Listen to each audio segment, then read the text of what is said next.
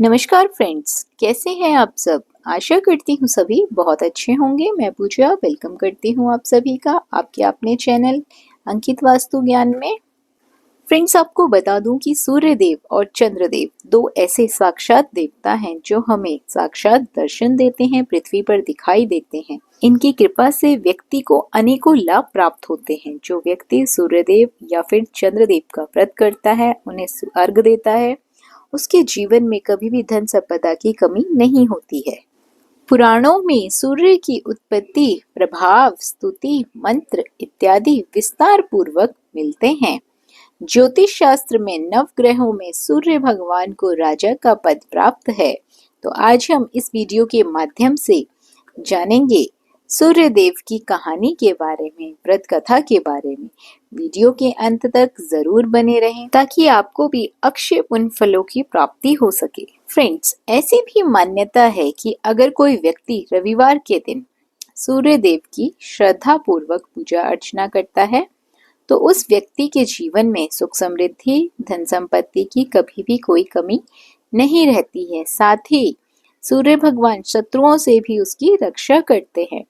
सूर्य देव का व्रत करने के साथ साथ अगर इनकी व्रत कथा भी सुन ली जाए तो व्यक्ति की मनोकामनाएं सभी पूर्ण हो जाती हैं।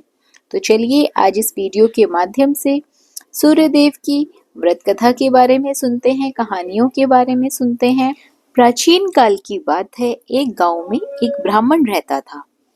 वह ब्राह्मण सूर्य भगवान का बहुत बड़ा भक्त था। हर रोज सुबह सूर्योदय से पहले उठकर नहाता धोता, सूर्य भगवान की कहानियां सुनता और सुनाता। इन सब में उसे देर हो जाती थी और ज्यादा काम वो कर नहीं पाता था, जिसके कारण उसे अपनी पत्नी से बहुत डांट लगती थी और समाज वाले भी उसे निकम्मा कहते थे। एक दिन इन सब चीजों से परेशान होकर ब्राह्मण बाजार से पूजन की सामग्री लेकर जंगल में चला गया। वहां एक सूखी नदी के किनारे एक सूखे पेड़, पीपल के पेड़ के नीचे बैठ गया। वहां बैठकर ब्राह्मण सूरज भगवान की कहानी पढ़ने लगा और उनकी पूजा करने लगा। पूजा खत्म होने के बाद वह नदी से जल लेकर सूर्य भगवान को समर्पित करता है। जैसे ही उसके द्वारा चढ़ाया गया जल नदी और पीपल के पेड़ पर गिरता है, वैसे ही नदी साफ पानी से भर जाती है और पीपल का पेड़ हरा भरा हो जाता है। तभी सूर्य भगवान उस नदी के जल से प्रकट होकर कहते हैं, हे ब्राह्मण, मांग, क्या मांगता है। ब्राह्मण ने यह सुनकर सोचा कि यह आवाज किसी भूत प्रेत की तो नहीं है। तब वह घर जाकर यह सारी बात अपनी पत्नी को बताता है। तब उसकी पत्नी समझ जाती है कि सूरज भगवान ने इन्हें साक्षात दर्शन दिए हैं। ब्राह्मण की पत्नी उसे समझाती है और कहती है, सूर्य भगवान आपसे प्रसन्न होकर आपको वरदान देना चाहते हैं। तब ब्राह्मण अपनी पत्नी से कहता है, मैं वरदान में क्या मांगूं? उसकी पत्नी कहती है, कम शब्दों में जितना हो सके मांग लो। ब्राह्मण को सूर्य भगवान से ये मांगने को कहते हैं कि अपने महल के अंदर सोने के पालने में पर पोते को दासियों द्वारा खिलाते अपने आंखों से देख पाऊं। अगले दिन जब वह जंगल में जाता है और सूर्य भगवान की कहानी पढ़ता है, उनकी आराधना करता है, तभी सूर्य भगवान फिर से प्रकट हो जाते हैं और ब्राह्मण से वरदान मांगने को कहते हैं। तब ब्राह्मण अपनी पत्नी द्वारा बताए गए शब्दों को सूर्य भगवान को कहता है। तब सूरज भगवान यह सुनकर कहने लगते हैं कि तू तो बड़ा भोला भाला है, एक ही बार में सब मांग लिया। सूरज भगवान ने कहा, जा, तेरी इच्छा अवश्य ही पूरी होगी। ब्राह्मण जब जंगल से वापस अपने घर को आता है तो देखता है कि उसकी टूटी फूटी झोपड़ी महल बन गई है और उस महल में दास दासियां आ जा रहे हैं। ब्राह्मण पास में बैठी हुई एक बूढ़ी महिला से पूछता है, यहाँ तो मेरी झोपड़ी हुआ करती थी। उसी समय महल की खिड़की से एक सुंदर सी महिला गानों और सुंदर कपड़ों में लदी हुई बाहर आती है और ब्राह्मण से आके बोलती है, आ जाओ, यह अपना ही घर है। सूरज भगवान ने तुम्हारी मनोकामना पूर्ण कर दी है। इतना धन देखकर ब्राह्मण ने उस महिला से कहा, इतना धन का हम क्या करेंगे। तभी उसकी पत्नी ने कहा, धन से क्या नहीं होता है, दान पुण्य यज्ञ हम करेंगे।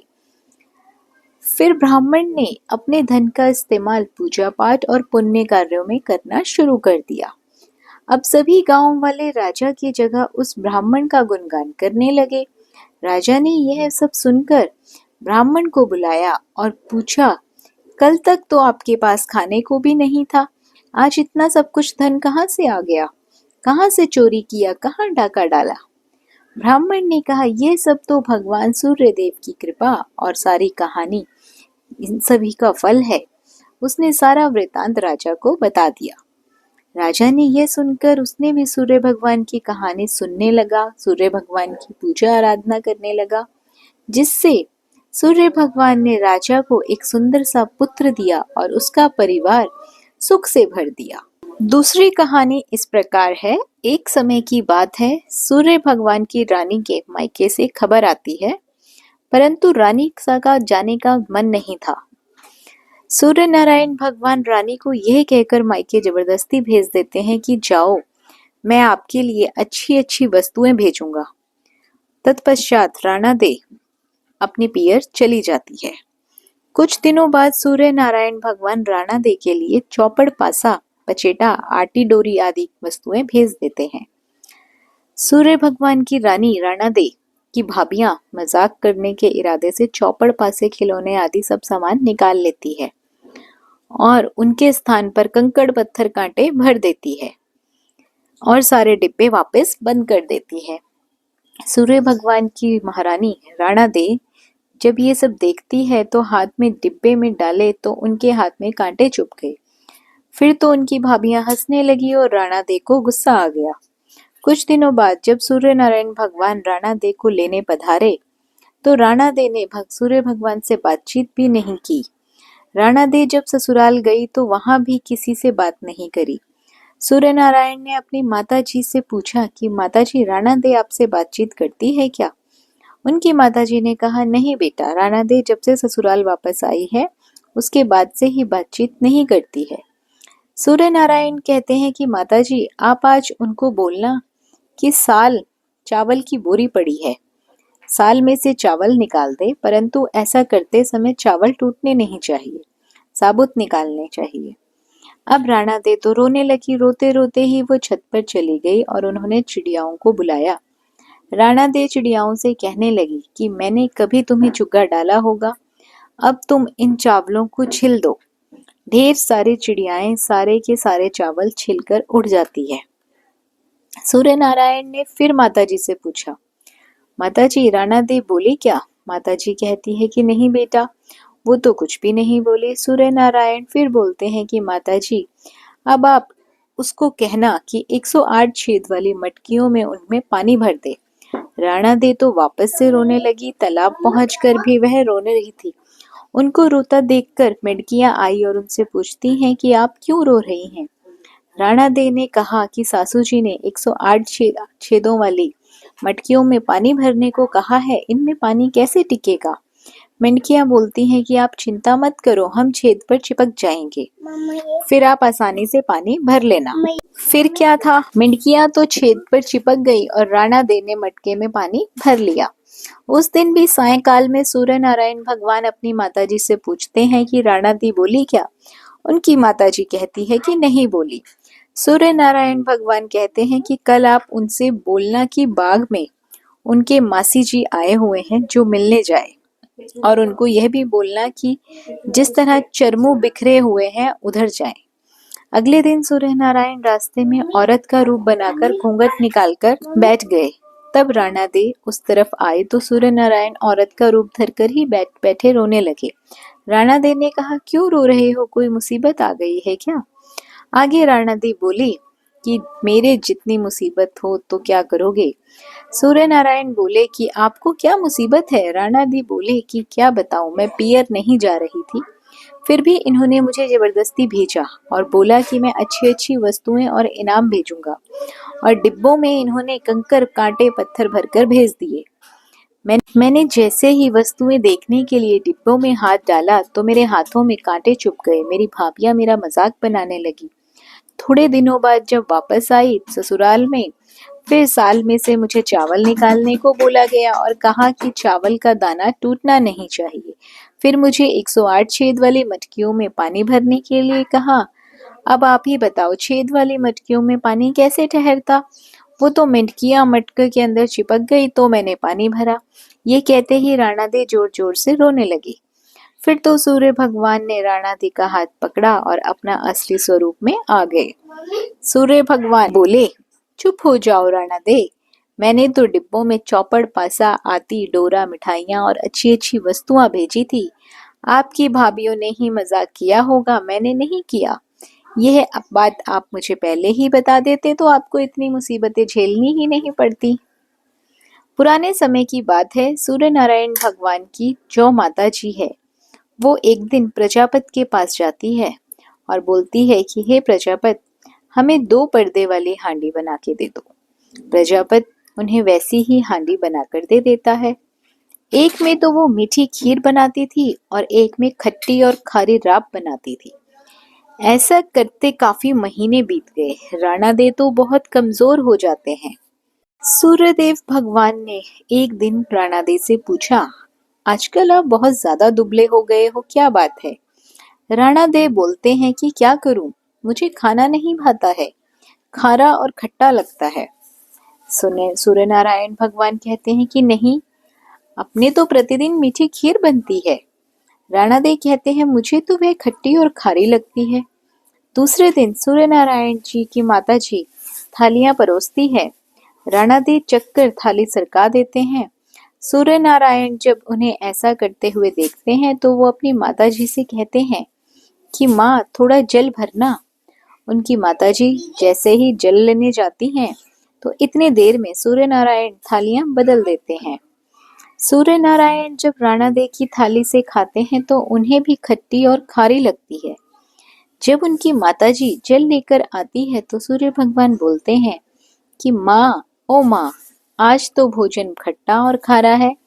माताजी कहती है, नहीं बेटा, हमने तो तुम्हारे लिए मीठी खीर रखी थी, कहीं तुमने राणा दे की थाली तो नहीं खा ली? सूर्य भगवान बोलते हैं कि माँ, ए माँ, ऐसा अलग अलग भोजन क्यों बनाया?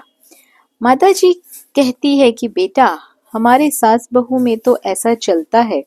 सूर्य नारायण बोलते हैं कि नहीं माँ, ऐसा तो दुनिया में ही चलने दो, अपने महलों में ऐसा नहीं चलना चाहिए, सबके लिए एक जैसा ही भोजन बनाना। तब से सास बहू में तेरा मेरा चलने लगा। अगली कहानी इस प्रकार है। सूर्य भगवान प्रतिदिन नगरी में पधारते और सभी जीवों का पालन करते। राणा दे सूर्य भगवान से पूछते कि सुबह सुबह आप धरती लोक पर चले जाते हैं और शाम होते ही सूर्य लोक पधारते हो, पूरे दिन आप धरती लोक में करते क्या हो? तो सूर्य भगवान ने कहा कि मैं सबका पालन पोषण करने जाता हूँ, कीड़ी चींटी को कण देता हूँ, हाथी को मण देता हूँ। राणा दे बोले कि क्या सबको खाने को देते हो? कोई तो बच ही जाता होगा। सूर्य नारायण फरमाते हैं कि कोई नहीं बचता है। राणा दे वापस बोलते हैं कि किसी को बाकी नहीं रखते। सूर्य नारायण बोलते हैं कि मैं किसी को भूखा नहीं रखता हूँ, भूखा उठता है पर कोई भूखा सोता नहीं है। अगले दिन राणा दे नहाकर अपने कक्ष में पधारते हैं और एक चींटी को डिब्बी में बंद कर देती है। राणा दे प्रतिदिन नहाकर भगवान की पूजा किया करती थी और स्वयं कुमकुम चावल लगाती थी। उस दिन भी उसने कुमकुम चावल की बिंदी लगाई और जब राणा दे डिब्बी बंद कर रही थी तब उनकी कुमकुम की बिंदी में से जो चावल लगे हुए थे वो गिर गए। कुछ दाने डिब्बी से गिरे और स्नान किए हुए हाथ मुंह पे से जल की कुछ बूंदें उस डिब्बी में गिर जाती है। राणा दे को पता नहीं चलता कि डिब्बी में चावल और पानी भी चला गया है और राणा दे डिब्बी बंद कर देती है। राणा दे सोचती है कि आज सूर्य नारायण को बताऊंगी कि देखो, ये चींटी तो भूखी प्यासी रह गई है। जब शाम को सूर्य नारायण पधारते हैं तो राणा दे बोलती है कि हे सूर्य नारायण, आप तो कह रहे थे कि आप किसी को भूखा नहीं रहने देते। सूर्य नारायण बोलते हैं कि मैं सही में किसी को भूखा नहीं रहने देता हूँ। तो राणा दे बोलती है कि देखो, ये तो चींटी जो डिब्बे में बंद है सुबह से भूखी प्यासी है। ये सुनकर सूर्य नारायण भगवान राणा दे को कहते हैं कि आप डिब्बी तो खोलो। राणा दे जैसे ही डिब्बी खोलती है तो क्या देखती है कि चींटी के मुंह में चावल के कण हैं और डिब्बी में पानी की बूंदें भी पड़ी हुई हैं। राणा दे को अपनी आंखों पे विश्वास नहीं होता है। वो सोचती है कि हम तो यही सोच रहे थे कि चींटी भूखी होगी, डिब्बी बंद कर रही थी, तब तो इसमें कुछ भी नहीं था। राणा दे हार मान लेते हैं और सूर्य नारायण भगवान से कहते हैं कि मैं मान गई कि आप सभी की मनोकामनाएं पूर्ति करते हैं, सभी को अन्न धन से पूर्ण रखते हैं, आप सभी की पूर्ति कर सकते हैं। तो फ्रेंड्स, ये थी सूर्य नारायण भगवान की कहानियां। सूर्य नारायण भगवान को जो भी एक लोटा जल अर्पित करता है, उनकी छत्र छाया सदैव उन पर बरसती रहती है। सूर्य नारायण भगवान सभी को धन अन्न से परिपूर्ण रखते हैं। आशा करती हूँ ये कहानियाँ आप सभी को पसंद आई होंगी। वीडियो अच्छी लगी हो तो वीडियो को लाइक और शेयर ज़रूर करें। चैनल पर पहली बार आए हैं तो सब्सक्राइब करना बिल्कुल ना भूलिए। बने रहिए आपके अपने चैनल अंकित वास्तु ज्ञान में। धन्यवाद।